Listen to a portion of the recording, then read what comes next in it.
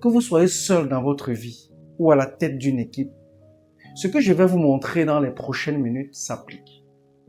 Dans cette vidéo, vous comprendrez pourquoi la rigueur n'est pas ce que vous croyez. Vous verrez comment elle se transforme en habitude. Vous découvrirez comment l'installer dans votre entourage, dans votre famille, dans vos équipes.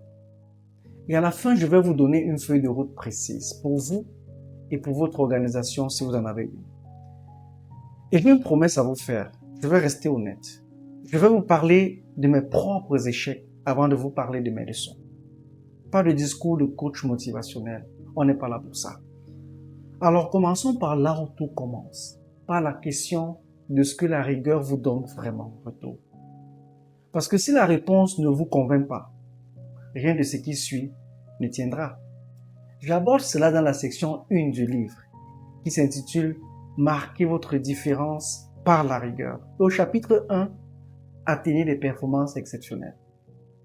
Laissez-moi vous poser une question simple. Qu'est-ce que la rigueur vous donne en retour? Parce que si vous ne voyez pas clairement ce qu'elle vous apporte, vous ne la choisirez jamais durablement. Voici ce que la science et l'expérience montrent. Premièrement, la rigueur crée des habitudes que vous voulez répéter. Quand vous faites bien quelque chose, votre cerveau libère de la dopamine, l'hormone du plaisir.